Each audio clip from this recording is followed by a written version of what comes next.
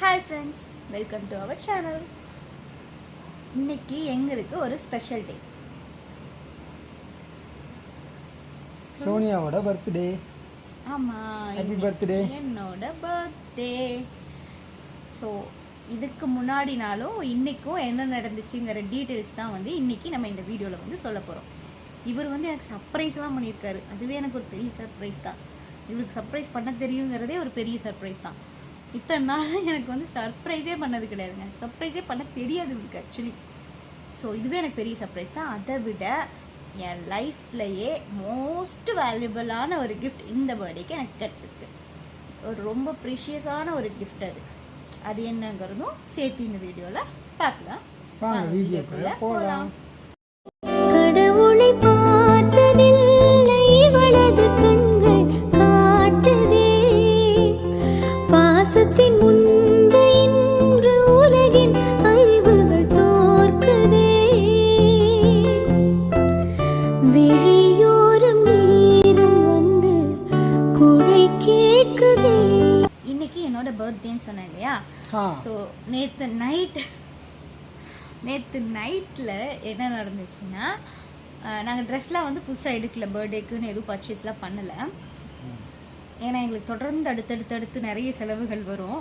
என் birthday வரும், அதுக்கப்புறம் தீபாவளி வருது, அப்புறம் பாப்பா பர்த்டே வருது, கல்யாண நாள் நெக்ஸ்ட் எடுத்தோடனே கல்யாண நாள் வருது.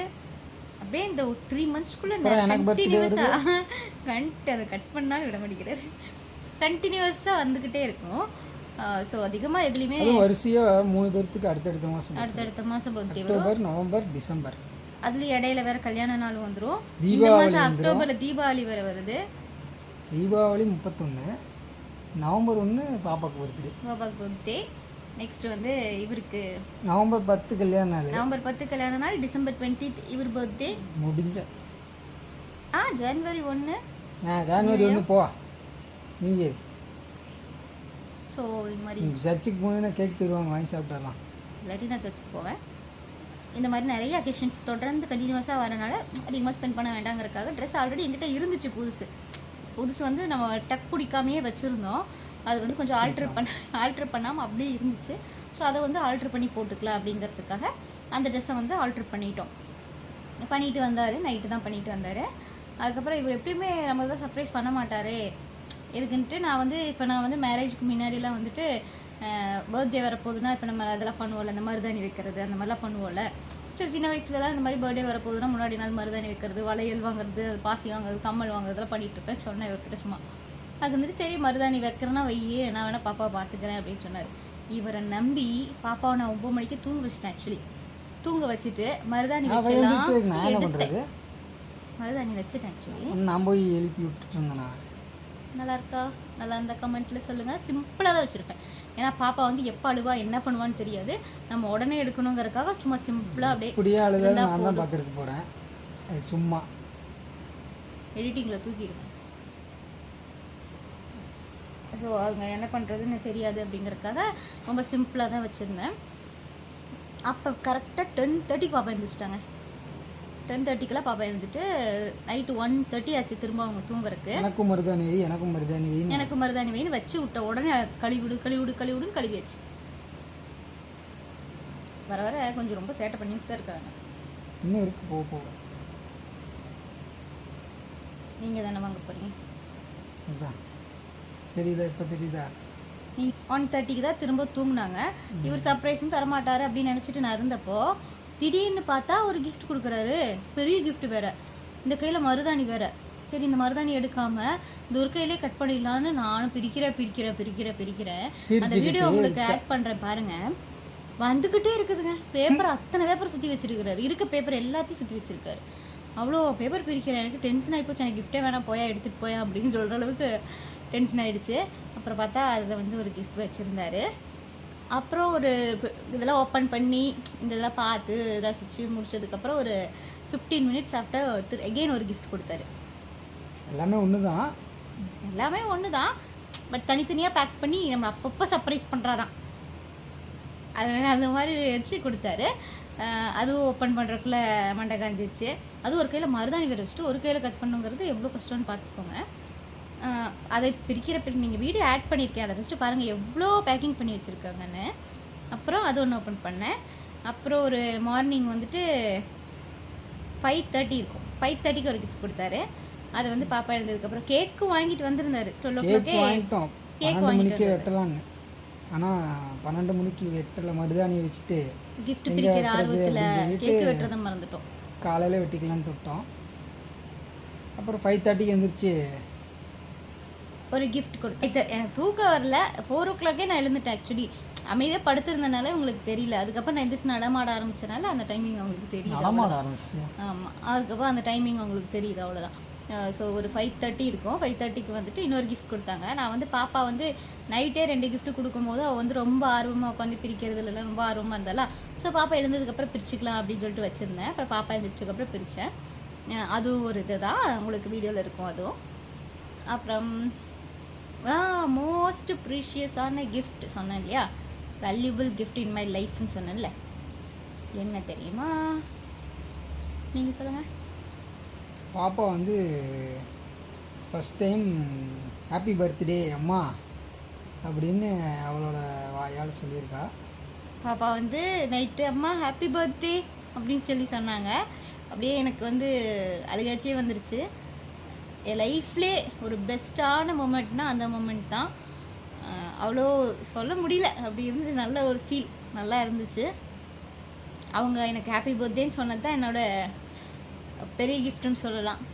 பேச முடியல, அதை நினச்சாவே எனக்கு ஒரு மாதிரி ஆகுது. தூங்கிட்டு இருக்காங்க, இல்லாட்டி சொல்லிகிட்டே இருப்பாங்க. ஆமாம், இல்லைன்னா வந்து அம்மா ஹாப்பி பர்த்டே ஹாப்பி பர்த்டே ஒரு டைம் சொல்லும்போது நான் நினச்சி ஓயாமல் வந்து happy birthday happy birthday happy பர்த்டேன்னு சொல்லிக்கிட்டே இருக்கா டே ஃபுல்லாக. அப்புறம் மார்னிங் தான் கேக் கட் பண்ணோம்.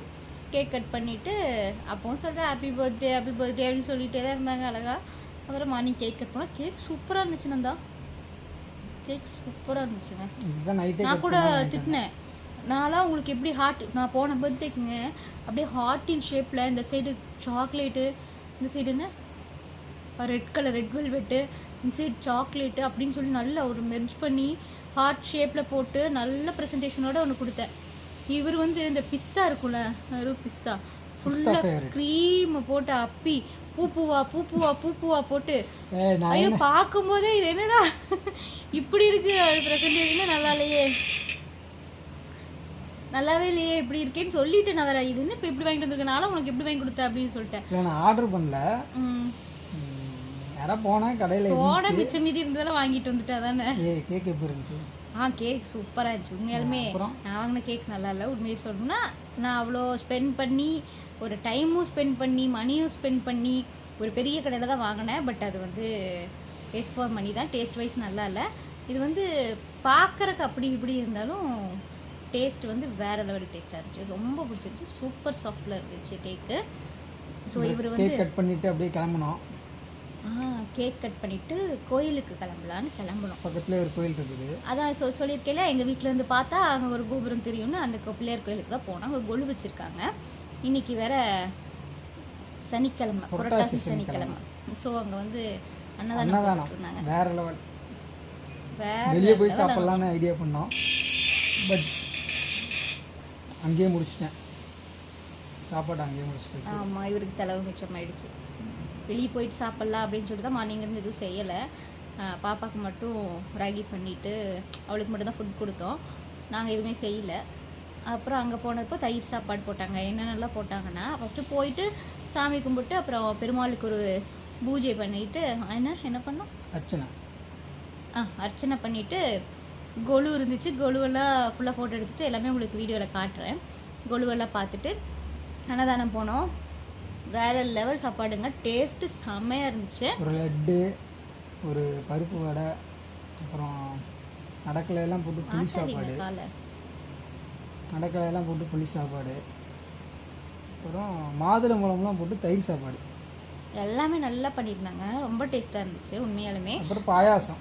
பாயாசம் ஆக்சுவலாக என்ன இருந்துச்சுன்னா, இது இருந்துச்சு. இப்போ இது என்ன சொல்லுவாங்க, பேரிச்சம்பழம் இல்லை, பஞ்சாமிர்தம் கூட இருந்துச்சு. நாங்கள் போகும்போது தீந்துருச்சு. ஆக்சுவலாக என்னெல்லாம் போட்டிருக்காங்கன்னா, பஞ்சாமிர்தம், லட்டு, பருப்பு வடை, புளி ரைஸ், புளி சாதம்,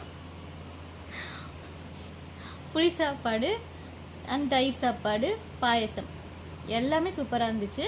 தயிர் சாப்பாட்டுலலாம் பார்த்தீங்கன்னா நல்ல அந்த பொமோகிரானட்லாம் போட்டு நிறைய போட்டு பண்ணியிருந்தாங்க. இதுலேயும் பார்த்தீங்கன்னா நட்ஸ் வேறு லெவலில் போட்டிருந்தாங்கல்ல, பீனட் போட்டிருந்தாங்க.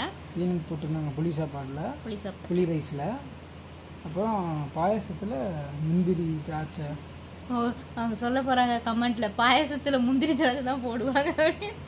எது புளி சாப்பாட்டில் நிறையா நிலக்கல்ல போட்டிருந்தாங்களா? ஒரு கப்பில் 1-2 தான் இருக்கும்.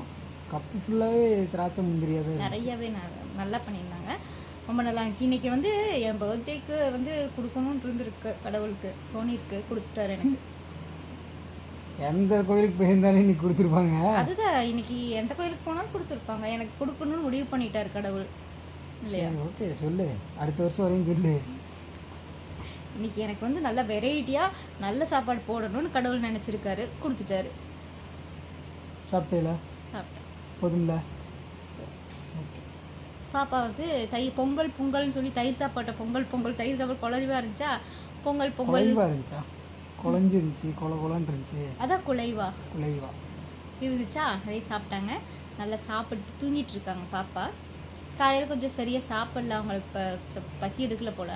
இப்போ ஆஃப்டர்நூன் தான், அதுவும் இப்போ பொங்கல் சொல்லிட்டு தயிர் ரைஸ் தான் சாப்பிட்டு, தயிர் ரைஸ் கர்ட் ரைஸ் தான் சாப்பிட்டு தூங்கிட்டு இருக்காங்க நல்லா.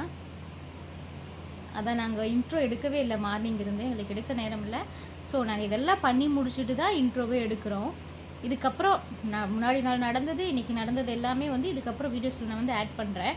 டைமிங் ரொம்ப அதிகமாக வந்துச்சுன்னா 2 பார்ட்டாக அப்லோட் பண்ணுறேன். ஓகே. நீ கிஃப்ட் ஓப்பனிங் அதெல்லாமே இருக்குது. கிஃப்ட் ஓப்பனிங் இருக்குது, பாப்பா சொன்ன ஹாப்பி பர்த்டே விஷஸ் இருக்குது, அப்புறம் போன கொலு ஃபோட்டோ எடுத்ததெல்லாம் இருக்குது. இந்த மாதிரி நிறைய இருக்குது. இன்னும் எங்கள் மாமியார் வீட்டுக்கு போகலை. ஆக்சுவலி காலையிலே நேரமாக இவங்களெல்லாம் எழுப்பி விட்டேன். நான் நேற்றே சொல்லிட்டேன், போய் மாமனார் போய் பார்த்துட்டு வந்துடலாம். இல்லை பார்த்துட்டு வந்துடலாம், டெய்லியும் பார்க்குறேன், அது ஒரு விஷயம். இன்றைக்கி போகலாமே, ஒரு ஸ்பெஷலாக இருக்குமேன்னு சொன்னேன். அப்பா அவன் பிள்ளையை எழுப்புறதுக்குள்ளேயும் போய் பாடாக போச்சு எனக்கு. யார் நீ? நானும் 4 o'clock எழுந்துட்டேன். ஆமாம், 12 மணிக்கு 1:30 காலையில் எழுந்திரிச்சு குளிக்க போகிற நேரத்தில் அவளுக்கு சுடு தண்ணியெல்லாம் வச்சிட்டேன். இரு நான் போய் குளிச்சுட்டு வரேங்கிறது.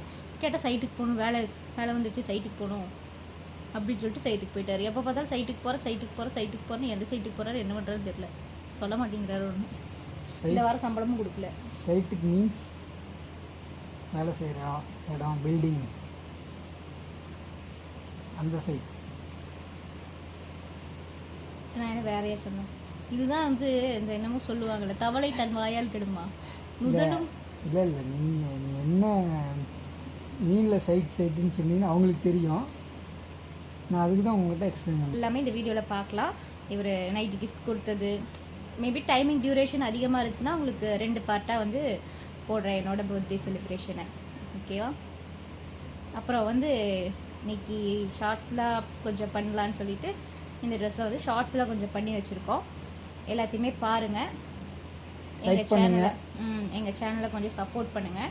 ரொம்ப நேரமாக இவர் வந்து ஃபோனை வந்து கையிலே பிடிச்சிருக்காரு. இன்னும் நாங்கள் ஸ்டாண்டெலாம் வாங்கலை, மைக்கு ஸ்டாண்டெலாம் எதுவும் வாங்கலை. அதனால தான் வந்து கையிலே பிடிச்சிருக்காரு. பாவம் கை வலிக்கும் போல். அதனால் இந்த வீடியோ வந்து இதோட கட் பண்ணிக்கலாம். நீங்கள் யாராச்சும் இன்னும் நம்ம சேனல் சப்ஸ்கிரைப் பண்ணாமல் வீடியோ பார்த்துட்டு இருந்தீங்கன்னா ப்ளீஸ் சப்ஸ்கிரைப் பண்ணுங்கள் அண்ட் வீடியோஸை லைக் பண்ணுங்கள், நிறைய பேருக்கு ஷேர் பண்ணுங்கள். ஓகே, பாய்.